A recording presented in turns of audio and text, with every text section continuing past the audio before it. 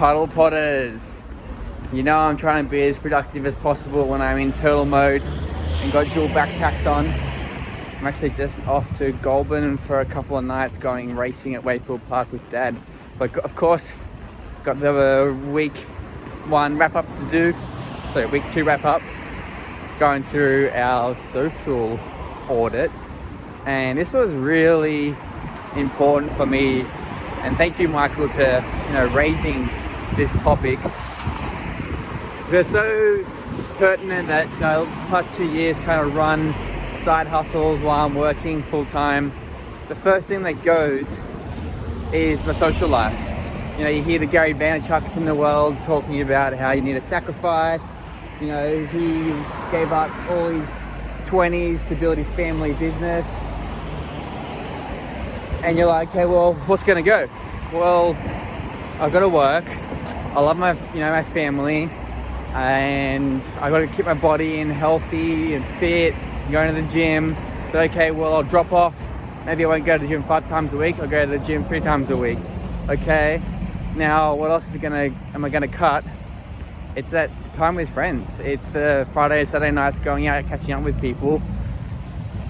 And the biggest thing is that it's because it wrecks your sleep the next day. You don't feel as productive.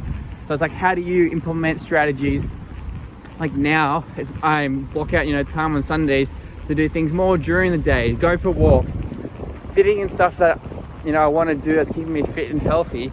Going for long walks with friends instead of going out drinking and partying, so I can still get up, get that really nice, super productive 5 a.m.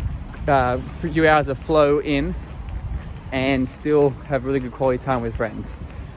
So yeah, I think it was incredible that Michael brought this to our attention and said, yeah, I've always thought it's been a bit weird trying to set up systems for socializing and being out with friends, but like Michael said, you fall back to your systems in times of busyness. And life, it's always going to get busy. And the thing that falls down is the stuff we don't have systems for, and that's our family and friends time.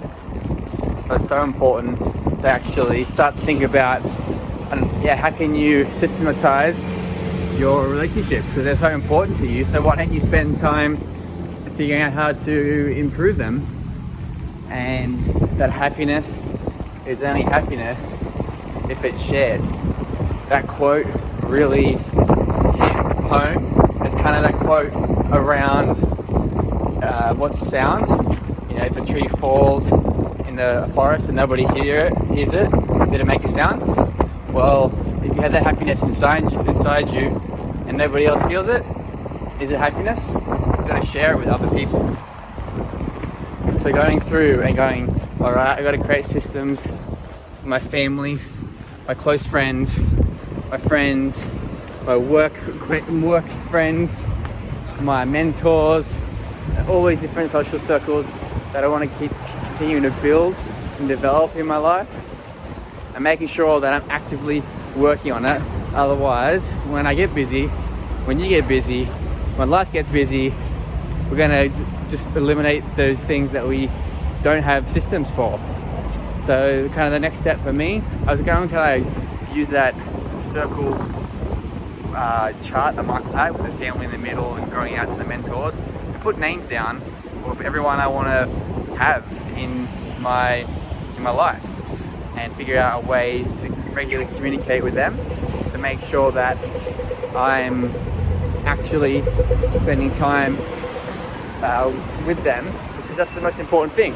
We're always going to fill up time to work, and even now I've gone through a bit of a time audit of my calendar, and I'm looking at, all right, when I set up my time for next week, put the time in for friends first, because around that I know I'm always going to find more work to do.